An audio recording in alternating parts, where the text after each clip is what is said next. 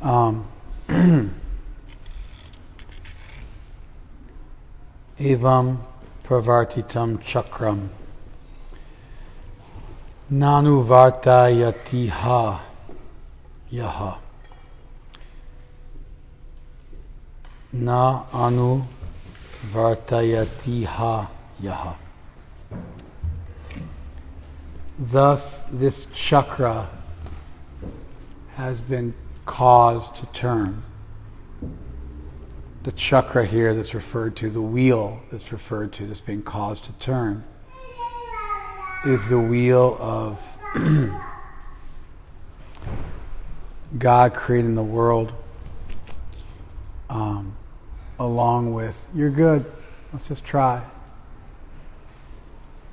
The chakra that's being referred to here is that God's created the world in such a way that you're given things and then you give back, and then you're given things and then you give back. So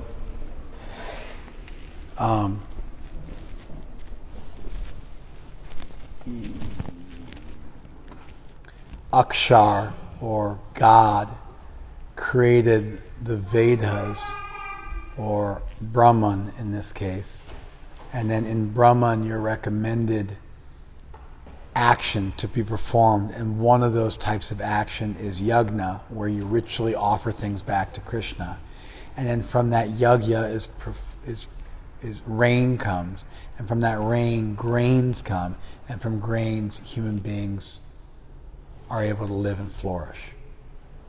That's the chakra that he just described. So Akshar, the undecaying one, gives rise to Brahman, in this case religious scripture. Religious scripture then prescribes karma. One of the main types of karma that's prescribed for the world is to perform yajna. Yajna creates rain. Rain creates food. Food nourishes human beings. Therefore, God has created this cycle of life. God has created this cycle of life. And with that cycle of life, you're then maintained by doing yajna. And so that chakra, that wheel, was caused to turn.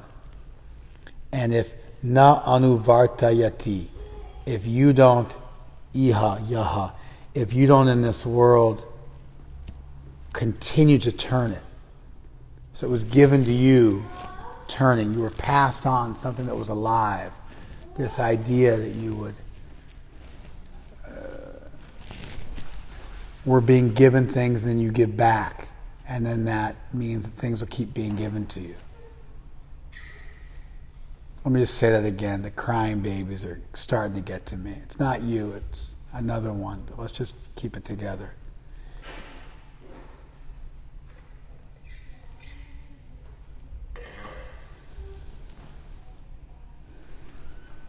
You show up, you wake up in this world, and you've got food to eat and air to breathe and water to drink. It was already in play. Then you're like a cog that fits into a machine and keeps things rolling and keeps things turning. And if you interrupt that process, that's what's being said here, then agayus, indriya rama, moga partha, sa jivati.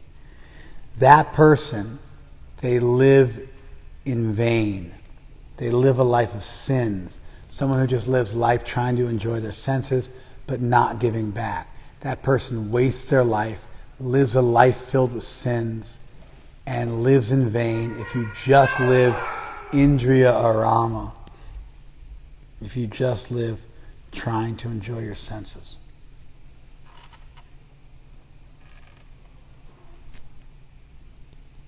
Does that make sense?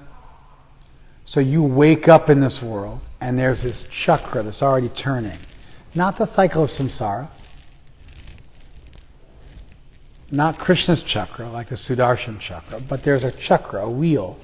What's the wheel? He's just described it. It's the wheel of you're being given things, but you also have to give back, or pay forward, or reciprocate. If you don't continue to turn that wheel that was handed to you already in motion, then you mess the whole thing up and you just become a taker. You're just a taker. You're not a giver, you're just a taker. You don't reciprocate, you're just entitled. You're selfish.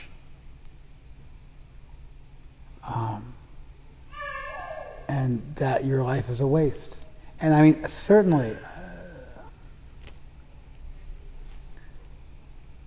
this isn't so difficult. You don't even have to abstract things and think in macrocosmic terms, it's like in some sort of ultimate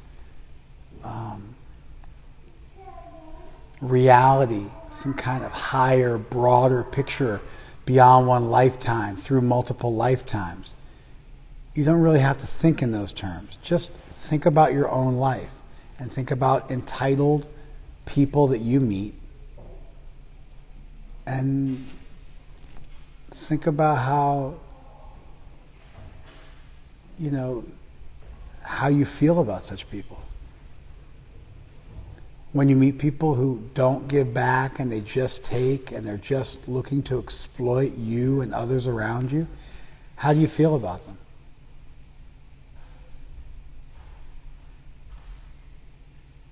I don't want such people in my life. Sometimes you throw them a little bit of mercy, but I don't want them close to me. Takers, exploiters, self-absorbed, selfish people.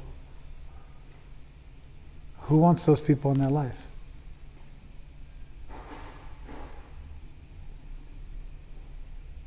You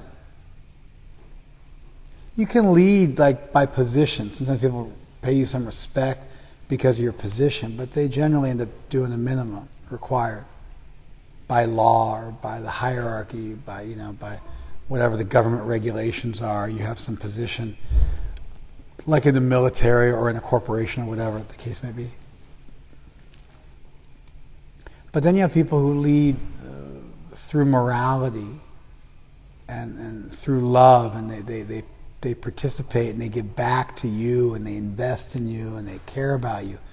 And those people, when they leave, then people do almost anything for them.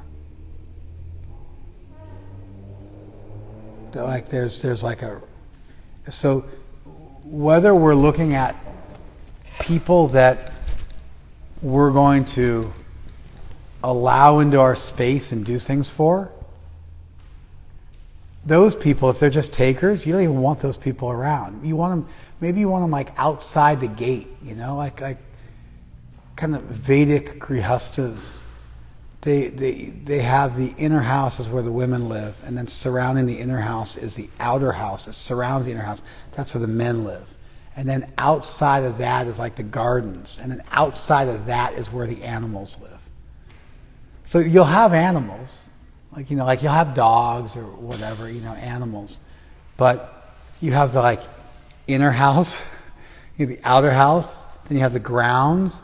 Animals aren't permitted in any of those three areas. Then outside that gate of your area, your backyard, whatever, outside in the, kind of your agricultural land, like that, the greater land that you own, that's where the animals get to live. So you have animals, you feed them maybe, but they're out there. They're not even in your backyard. They're outside your backyard. You follow? Maybe you wave to them, through the fence, or maybe sometimes you go out and, pet them with a stick or something like that.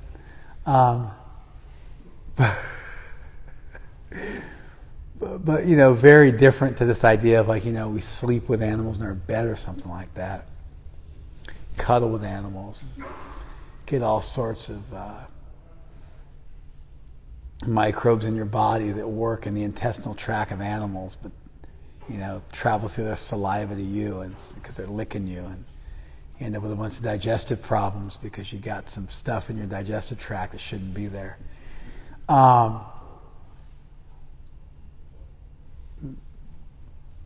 It's like that with people who are takers.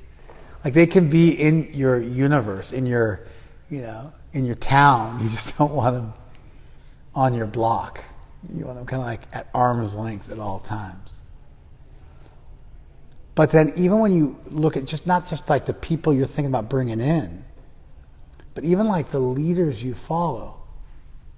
When you get a leader who just leads because they have a position over you and you're obliged to follow them, you do the absolute minimum you can get away with. And then when somebody leads and they actually like invest in you and they care about you and they put time into you, and you feel that love, care, concern, free from what's in it for them, and there's some selflessness, that kind of the loyalty that attends to people who lead like that. Like Sun Tzu says, if you treat your soldiers like your children, they'll follow you to death. Like they'll never abandon you. They'll follow you like to hell. That kind of moral leadership, that kind of invested leadership, that kind of selfless leadership, it's powerful. So this verse that I think does work on a macrocosmic level, and it's being introduced sort of as a philosophical ideal. It's somewhat abstract and remote. That there's this chakra which is set into motion, and it consists of these spokes, and it's turning, and you have to participate in it. If you don't, you're stopping that chakra from moving, and you're in some ways ruining the world, living a wasted life, not giving back. Although philosophically and remotely and abstractly, I think the idea makes sense. And when you look at the different elements, the spokes, that you have a creator, and the creator makes sacred texts, and the sacred texts prescribe proper action, and one of those proper actions is the ritual giving back, and if you give back, then it creates abundance in the world, whether it's rain or sunshine or both or whatever it is, and then the world flourishes, and then you get benefit, and then you're able to partake. I think that's a reasonable philosophical view of the world, but I don't think we have to be so macrocosmic and theoretical. I think it can be just a whole lot more direct. Who wants takers in their life? Who's ever said they're looking to be around entitled people, ungrateful people? I mean, ingratitude probably gets the worst rap of any negative quality, and rightly so. Ingratitude, thou iron-hearted fiend, according to Shakespeare. According to Chanakya, ingratitude is the worst of all sins, like the parent of all sins. Gratitude is the parent of all virtues, according to Cicero. And so, even just beyond looking in some sort of really abstract, macrocosmic way, just looking at your practical life today, how you feel today, how Friday was, the people you interacted with on Friday, between 8 a.m. and 6 p.m. today. When you meet entitled people, when you meet takers, you try to have the least amount to do with them.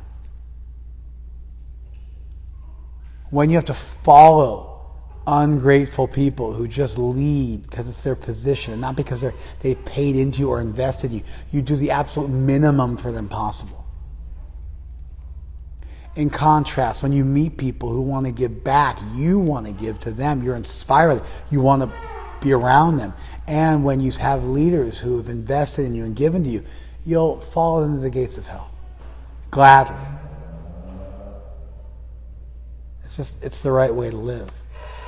And so it's the right way to live today at your work. It's also the right way to live in your family and your community, and it's also the right way to think about religion. In this sense, Krishna is exploring the correct mindset everybody should have towards life, and then showing you how it plays out in spirituality. We can hear you!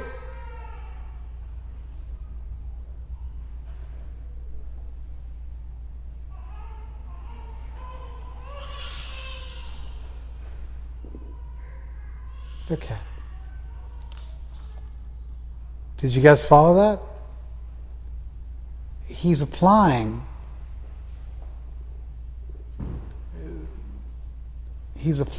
this grateful attitude, this reciprocate attitude to the large-scale vision of the world where God exists and there's a creator and there's a ritual way of giving back and there's a culture of it. But even devoid of that culture and the religious significance, the idea makes sense just today, right now, in this world. And so it'd be natural if there's a principle that works in this world, then it may also apply to the next. It may also apply over a larger, just like, there's some exception to this, time tends to dilate the further you move out in the universe. But principle like velocity and movement and gravity, those things do work anywhere you go in the universe, anywhere you go in the cosmos.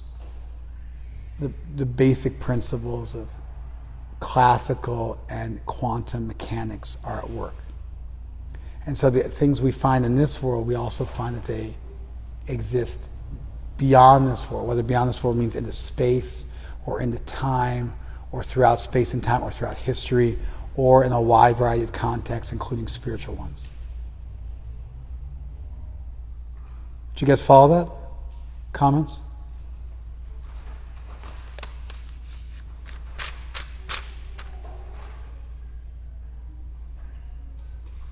For me, it's insightful that, even though I thought about sort of doing good, it was I'm doing good, and that's something nice to do. But this, to me, sounds like it's kind of a duty, that there's this circle, you come into that cycle. Yeah, I'm going to unpack what you said a little bit. Whenever you would do something good, you would think, well, that's... Huh? You would think it's a good thing. And now you're saying that instead of just being a good thing, it's also your duty, and you're obliged to act, right? Yeah.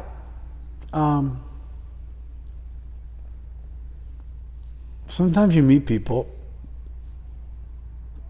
and they say that they love you or they care about you. And you ask them, well, why do you love me? And then they tell you how much you've helped them.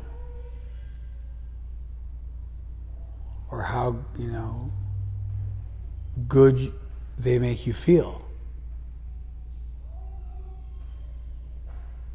And that sounds pretty normal, doesn't it? Like, why do you love me? I love you because you help me and you're so good to me and you make me feel so good about myself, and so I love you for that reason. Right? I don't know, that sounds pretty darn selfish to me. You follow? That sounds pretty selfish. You're fulfilling some need I have, and therefore I'm really just saying that you fulfill some need I have, and I'm therefore attached / addicted to you because you fulfill some need I have, and so I want that need fulfilled, and so I'm attached to you.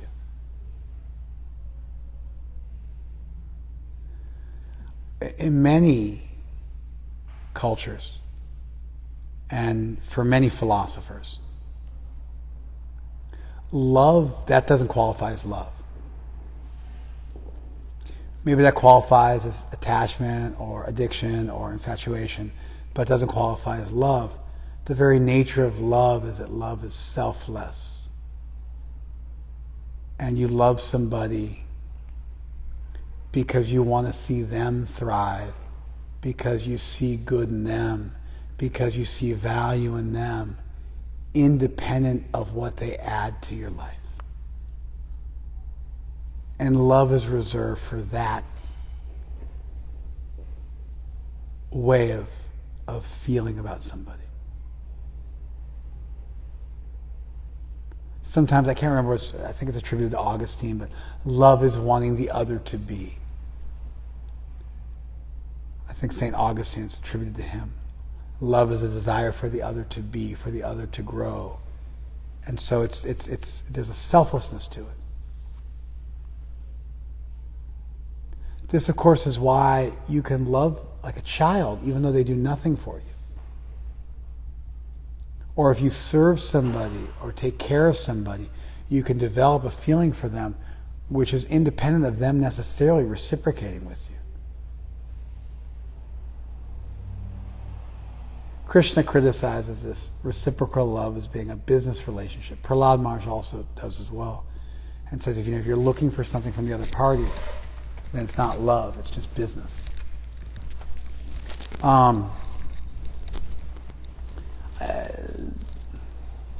I think probably the best way to frame it is if you're merely looking for something else from the other party, then it becomes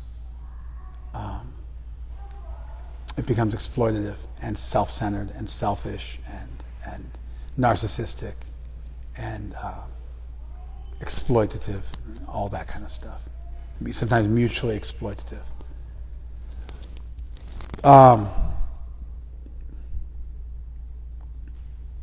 Similarly,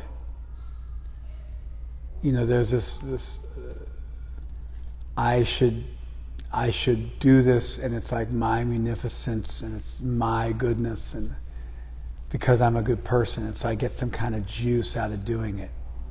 Maybe I do the right thing because I'm going to make money out of it, or I do the right thing because of my reputation, and I want other people to see me doing the right thing, or I do the right thing because it makes me feel good to help the underprivileged. Even if I don't get a gold star for it, I know, and I feel pity for those sorry souls beneath me, and I help them, and there's some kind of a feeling of superiority or goodness innately, right?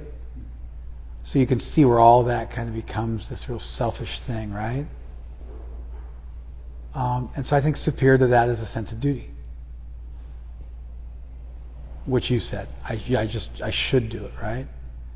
And I think superior to that is a sense that goes beyond duty of I can see a benefit for other people, and that's enough for me to want to act. See, I feel good. It makes me feel good. It's a good thing. See how that's selfish. It's like you make me feel good about myself, therefore I love you, right? And so one way to look at what motivates you is it for you that you're doing something? Or is it because it's the right thing to do? And there's a little distinction between it's a good thing to do and it's the right thing to do. That good thing to do sometimes messes with, kind of segues into, it makes me feel good about myself.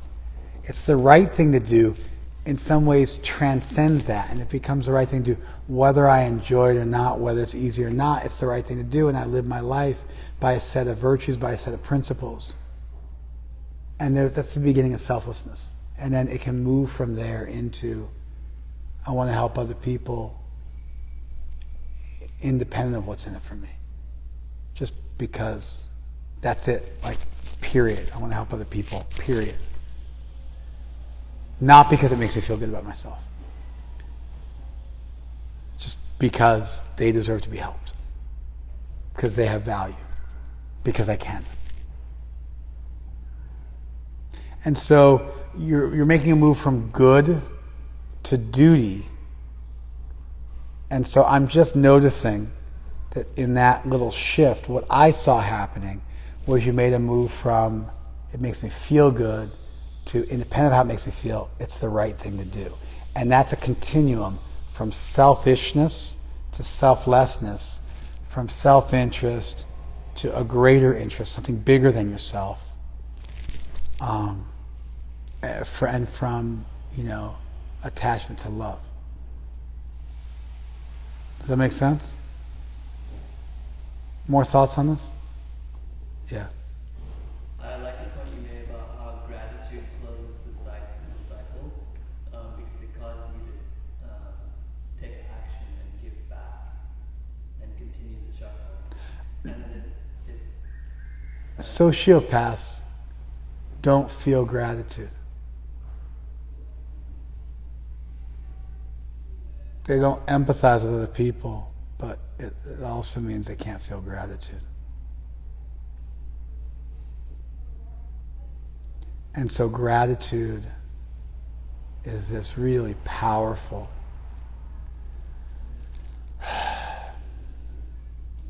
developed emotion that comes from empathy,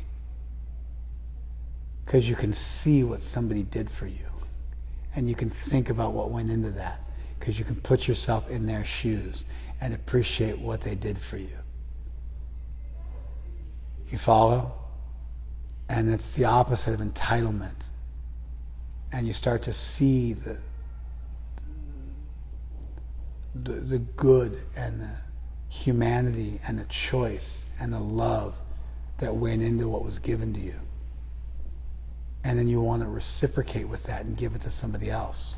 And the most natural way that gratitude manifests is that you start to live your life in accordance with that gratitude and really make other people fortunate by giving them back what was given to you. A lot of times with your family members or what have you, you can't quite reciprocate, or your teachers or something like that. You can't quite reciprocate. So what you end up doing, the way to reciprocate, is you make it available to the next generation. Sometimes you can directly reciprocate, but a lot of times the way you show your gratitude is by then giving it to the next generation. And so it keeps the cycle going. It also benefits future generations. And it's this very powerful catalyzer and very powerful motivator and very powerful inspiration that makes it almost a necessity to help other people. Because someone did for you, and now you want to show them how much you appreciate that.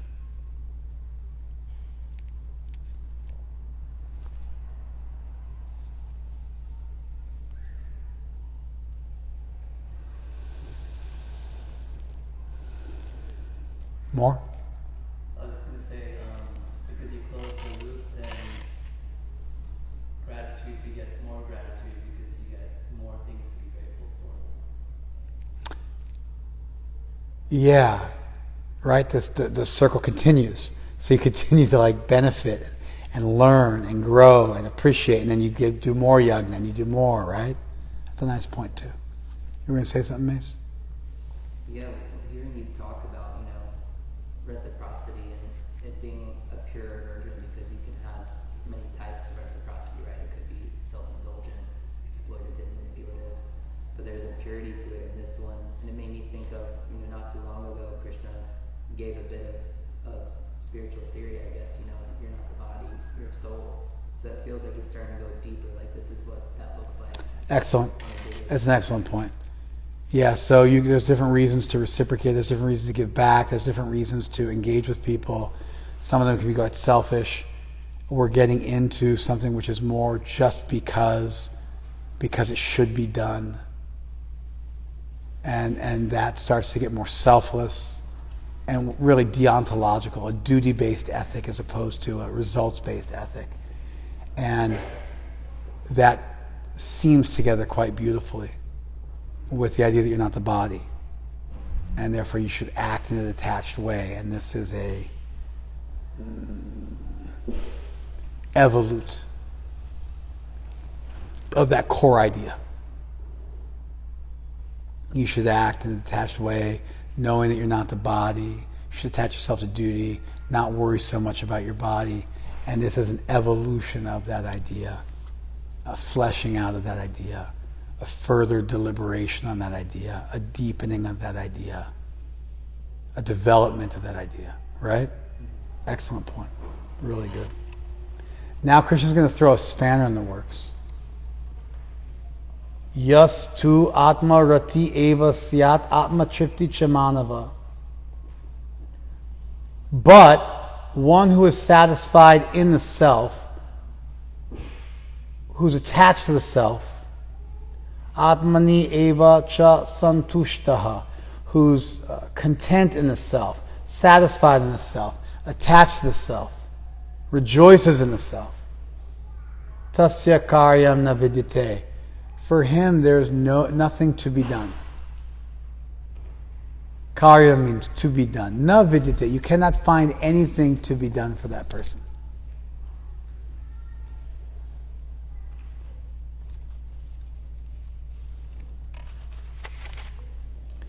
But for one who takes pleasure in the self, whose human life is one of self-realization, who's satisfied in the self only, fully satiated, for him there is no duty.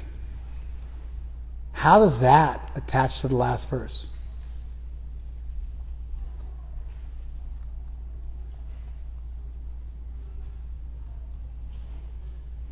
The last verse is about the necessity of continuing the chakra, and this verse says basically the opposite. How are they attached to one another? Yes? Does it connect to the point where you said about moving past duty into active selflessness? Moving past duty into active selflessness. That's not bad. It's pretty good. Who else? First answer, yes. Showing both ends of the spectrum for human life. I mean, he's saying do this, don't do this. And he's saying do the opposite. How is that both ends of the spectrum? If he said this is a bad thing, then that would be both ends of the spectrum. This goes up, this goes down. But to show both ends of the spectrum and then value both of them is to be self-contradictory. Do you not notice that?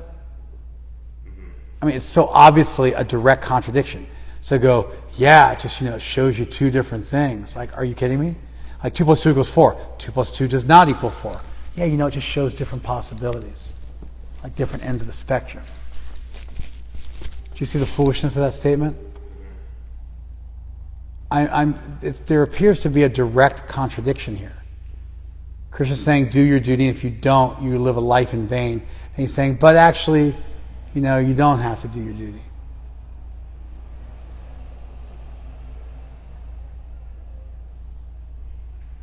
Harsh? To someone who's on that spiritual platform, it's very natural for them to enact their duty. It's not a conscious decision. But he doesn't say that. He doesn't say, but they're going to do their duty anyway. He just says there's no duty for them. And of course, if being born in this world and being a part of this world means you have a duty, I guess you could say a self-realized person then transcends that. But it doesn't say he necessarily has to do his duty.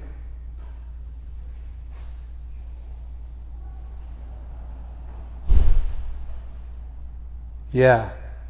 When he's talking about your duty in human life in the chakra in the previous verse, Yeah. if you actually do your duty of self-realization and achieving that, then you don't have to come back and repeat it over. Okay, so after you die, right? It doesn't say that either. It appears to be in the present tense. It's like in the first person present tense. Na vidyate. There is no duty for him. Present tense. Go ahead, yeah? Okay, it says, and who is satisfied in the self only. Perhaps the definition of being satisfied in the self only includes by default. This is similar to Harper's point. I'm just trying to give evidence in the verse. It includes doing your duty. So there is. Of course, but that's not stated. It doesn't say you're attached to yourself and you do your duty. There's no statement here that says and you do your duty. It's a clean statement that you're not doing your duty. Okay, you ready? Here we go. This verse is a direct contradiction. It's a caveat. It's an exception to the rule. For most people, they have to do their duty. For most people, they take and they have to give back. But there's one type of person who doesn't have to give back, and that's a person who's not taking. They're Atma Tripti. They're satisfied in themselves. They're Atma Santushta. They're content in themselves. They're Atma Rati. They are attached to themselves. They are spiritually self-realized, and they are exempt from the rule that applies to everybody else. That's just a straight reading of the verse. Now, there are some bells and whistles, and what you said was good, and what you said was good too. You guys, nobody said anything was terrible, but all the things you said should be added in as second points, additional points, built on top of a straight foundation of bedrock, that this is an exception to the rule. Like if I was to say, for instance, in English, if I was to say to you guys, hey, everyone needs to take Spanish 1. Everybody needs to take Spanish 1. Unless you're born and you're fluent in Spanish, then you can skip to Spanish 3. Is there anything wrong with that statement?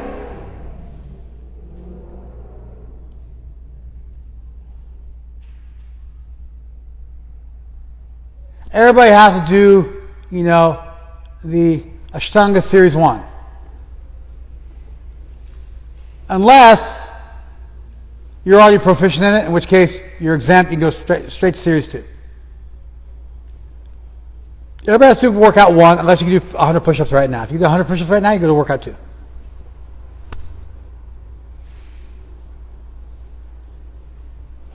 Everybody's got to go to the beginner's class in jiu-jitsu.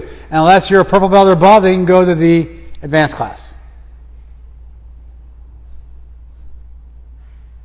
Is there anything wrong with any of those statements in English?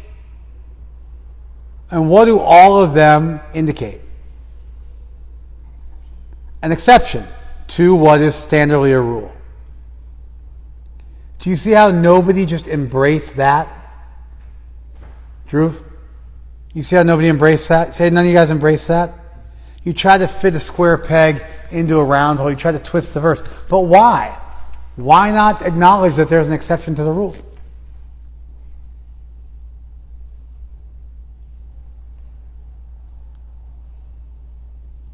Did sannyasis have to go and fight at the Battle of Kurukshetra? The answer is no. The answer is no, they didn't. The Tyagis and Kaishans and Avaduts and other Shramans and other sannyasi type personalities in the Vedic age, renunciates, did they have to all go and fight in the Battle of Kurukshetra? No, of course not. They were exempted. Everybody else had to fight, but there were certain people who didn't have to fight. They were exempted from fighting. Just like you could do a draft, and then there's some people they're exempt from the draft. There's a draft, and everybody at a certain age has to do the draft and get put in the raffle for the draft, and certain people are exempted from the draft. In World War II, some people, were exempted from the draft. They couldn't join the military. People were joining up, but some people couldn't join the military because they had flat feet or whatever it was. They had some ailment that prevented them. Their eyesight was off. They couldn't join the military. And a bunch of people killed themselves because they wanted to join the fight so badly for World War II. There's a massive uptick in suicides when the U.S. entered into World War II after December of 1942. There's a huge upsurge of suicides because people were trying to join, and when they couldn't, they just felt so disturbed they couldn't join that they killed themselves.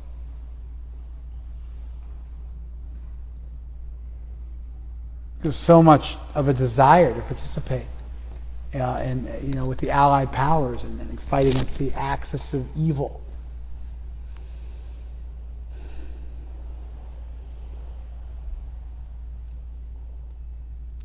So there are sometimes exceptions. And that's step one. Let's keep reading. Tasmat, therefore, asakta satatam, always unattached. Karyam karma samachar. Perform your duty. Perform the duty which is to be done. Asakta hi achara karma. Doing your duty without attachment. Param apnoti purushaha. A person achieves perfection. So there's two ways to read this. Okay, Arjun, I've told you there's an exception, and you are not that exception. So go back to doing your duty unattached, like I told you before. I've been telling you to do your duty unattached for a chapter and a half now. And so now I'm telling you to do your duty unattached, but I've acknowledged that there's a caveat, there's an exception to the rule. We've delineated that, and now we're back to standard business, Spanish 101. That's option A for reading the verse. What's option B for how to read the verse? Dom, what's option B for how to read the verse? Let me read it to you again. Therefore, without being attached to the fruits of activities, one should act as a matter of duty, for by working without attachment, one attains the supreme. What's the other way to read it? Yeah. Working without attachment is how you get to that exception state in the previous verse. Sure. I mean, that's not bad, but yeah, there's a better one. So Krishna spoke previously about not having a duty, but he says here, if you do have a duty to perform, do it without attachments and subject to the Supreme. Yeah. That's how you set a good example for others. There's nothing in here that says set a good example for others. There's nothing in this verse that says set a good example for others. Why are you adding things into Krishna's statement? I'm asking you. I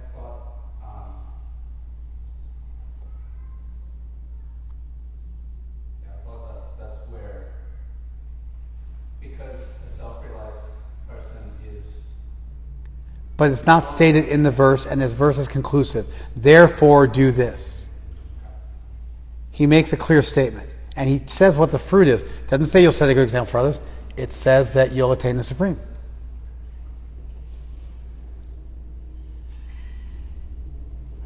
I don't think I approached it correctly. You didn't.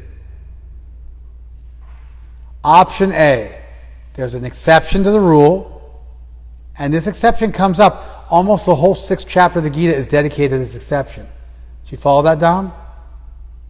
Almost the whole 6th chapter of the Gita, pay attention. Almost the whole 6th chapter of the Gita is dedicated to exploring this exception.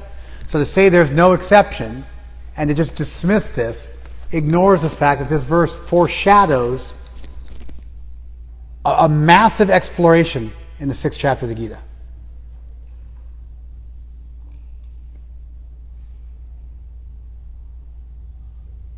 Where the idea of someone who does retire and goes to the forest and meditates professionally and gives up acting in this world is glorified. That happens in the 6th chapter. So how do you reconcile this? Krishna just says there's an exception. He says, okay, do your duty. One way is, hey, you're not on that level. Another way is, hey, you'll get to that level by doing this, so let's get back to this, right? We'll call that 2. What's a third one?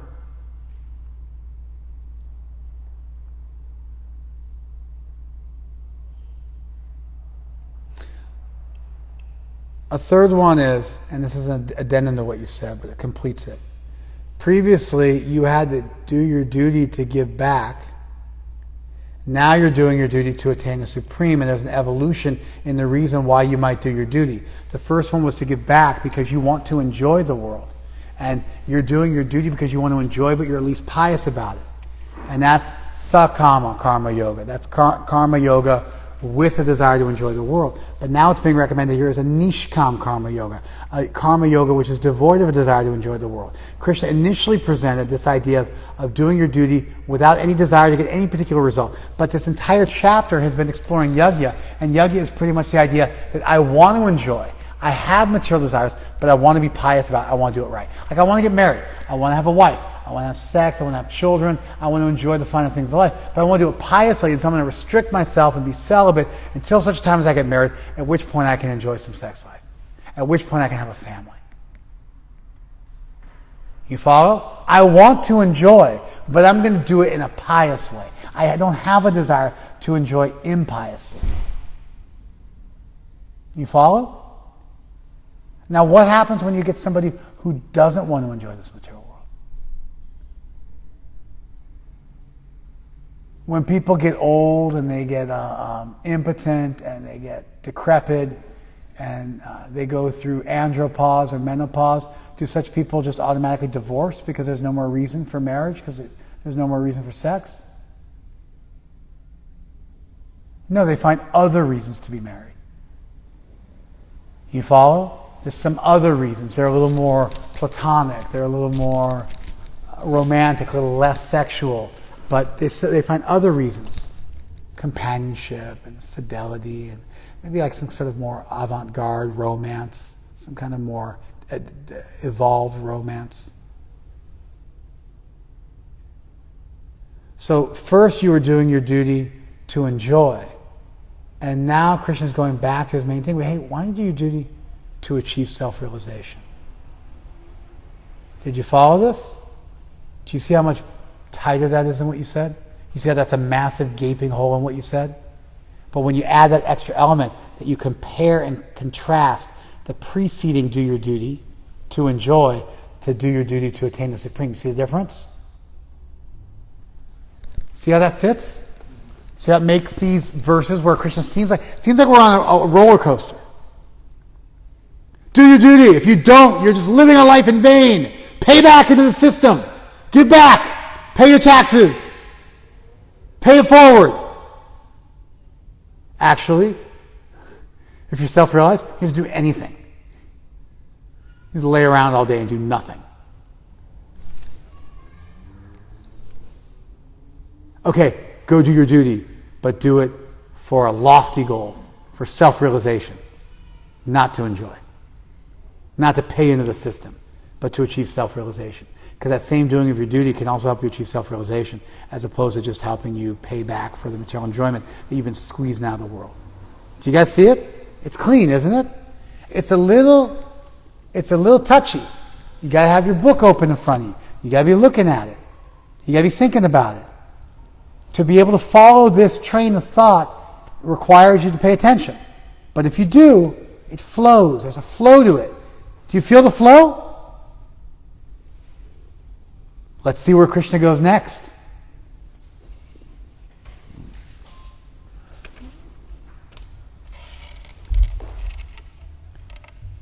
Karmanaiva hi samsiddhim asakta janakadaya lokasangraham evapi sampashyan kartum arhasi. Karmanaiva hi samsiddhim astita janakadaya. Janak and all the other kings before him. Janak and all the other kings. Ashtita, situated in their karma, they achieved samsiddhi, they achieved perfection. They became situated in perfection by karma, Karmana samsiddhim ashtita. By karma, they became situated in perfection.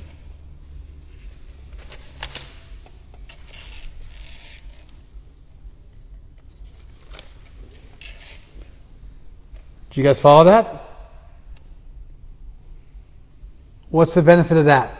Janak and all the other kings became situated in perfection by doing their duty. What's the value in saying that? Yeah. Evidence for the previous verse. Evidence for the previous verse. Previous verse says yoga achieve perfection. And it says, hey, I'm not just saying that. All your predecessors who walked this planet did exactly this.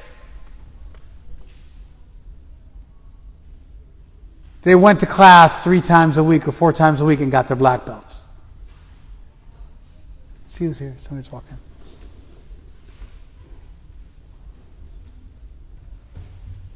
Right? Good. And then, loka sangraham evapi sampashyan kartum arhasi.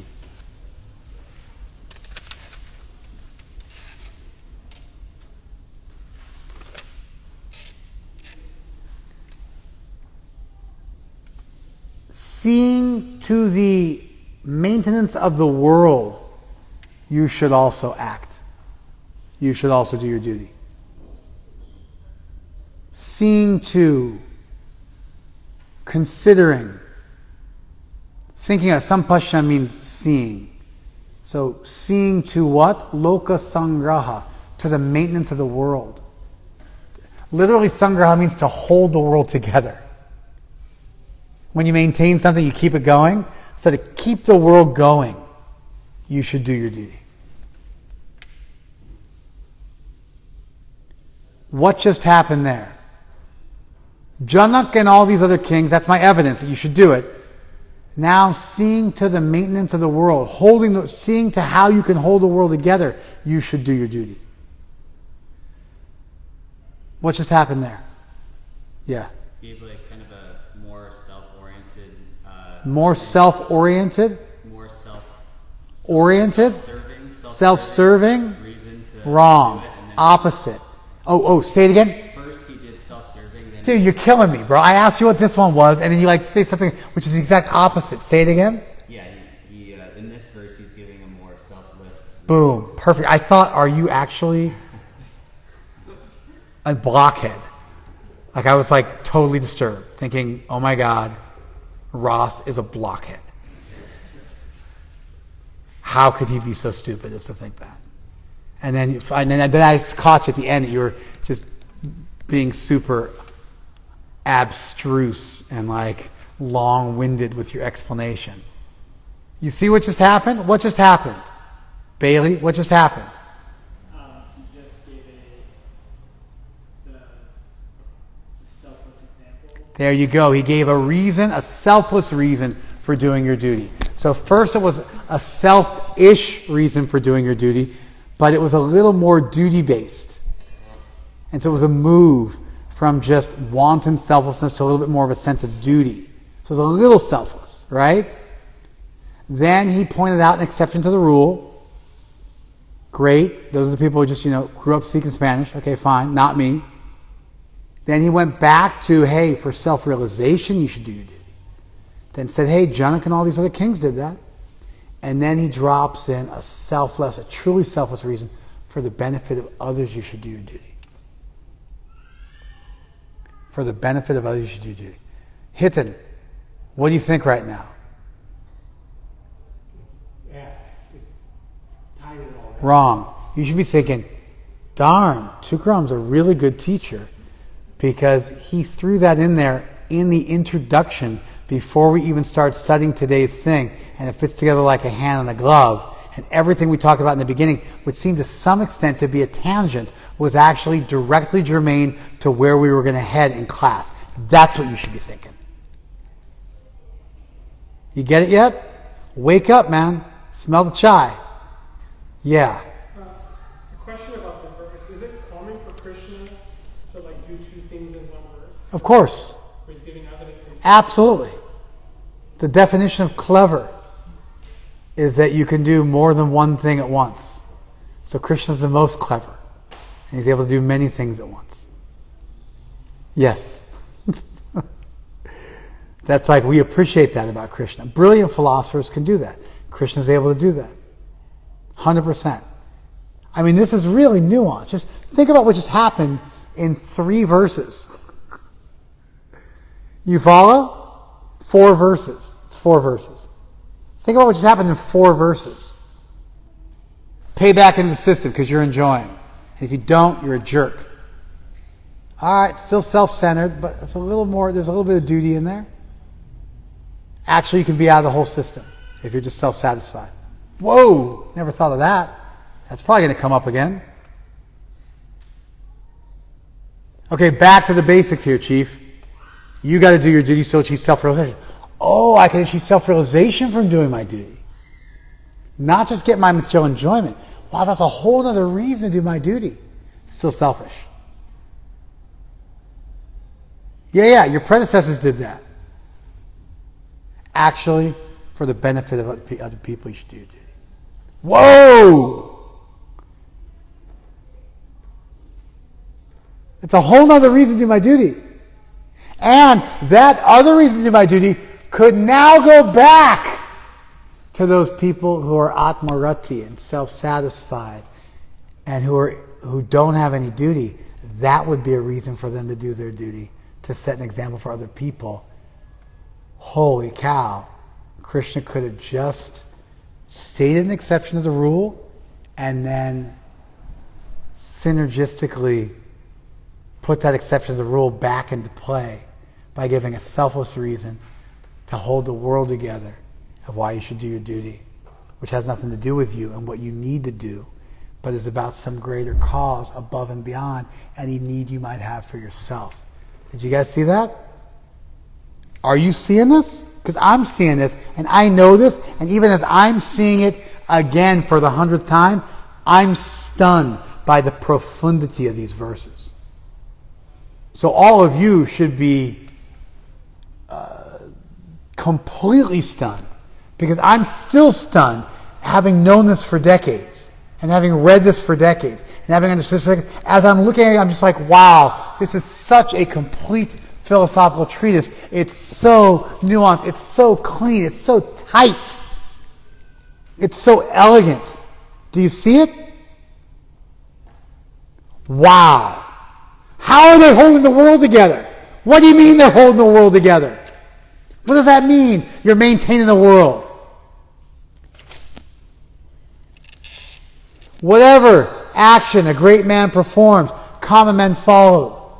And whatever standard he sets by his exemplary acts, all the world pursues. That's how you maintain the world. You set proper action and people follow you. Whatever a great person does, common people follow. Whatever standards you set, the whole world pursues.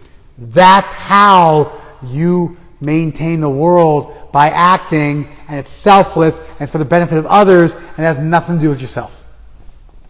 And now, even after you've achieved self-realization, this is a reason to act.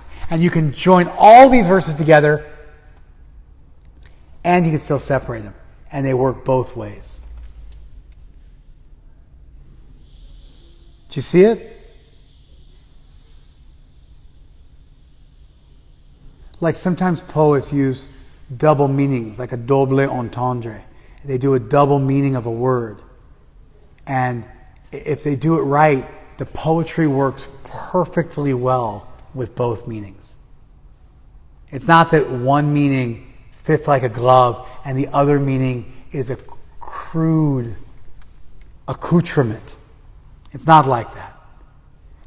If it's done by a poet, a real poet, you can read both meanings, and both meanings are fully beautiful and worthy of considering, and they're both pregnant, and you can just go back and forth, and they almost like foster each other and indicate each other. Does this make sense? So here we have Krishna making several points at once, and they're all brilliant.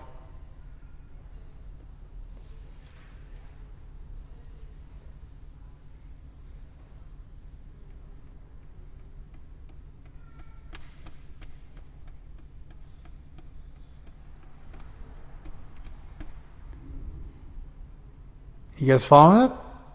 Wow, right? Okay, buckle up. Here we go. There's no work in the world prescribed for me. There's no work prescribed for me within all the three planetary systems, nor am I in want of anything, nor have I a need to obtain everything, yet I am engaged in prescribed duties. For if I ever fail to engage in carefully performing my prescribed duties, certainly all men would follow my path. If I didn't perform my prescribed duties, all these worlds would be put into ruination. I would be the cause of creating unwanted population, and I would thereby destroy the peace of all living beings. What did Krishna just do there? He's the ultimate example. Yeah, God even is not exempt from behaving in normative ways to set a good example for the world, to create the best of all possible worlds. The omnipotent Supreme Lord, the transcendent Supreme Lord, who's beyond everything, still has a responsibility. So that self-realized soul has a responsibility, because even Krishna himself, the ultimate super soul of the entire universe, who created the whole world and is beyond it, the panentheistic Lord, where everything is contained within the Lord, he even goes beyond immanence into transcendence. That Supreme Lord still has responsibilities to us, to his living entities, to his children, to this world that he created, to act in normative ways, to punish bad and reward good, to have a system of karma in place, to have a system of second chances in the form of reincarnation. Reincarnation, an all-good God would give you another shot. An all-powerful God could. I've never made this argument before, but an all-good God would want to give you another shot if you blew it. An all-powerful God could, and the way you do it is through reincarnation, because sometimes you screw up so bad you just got to hit the reset button. Give somebody a fresh start. Sometimes you jack up the page too badly. You like smear a bunch of stuff on the page and you're crossing stuff out. It's got to need a fresh sheet of paper. An all-good God would want you to have another chance. And an all-powerful God could make that a reality. Reincarnation. the law of karma, rewards and punishment, free will.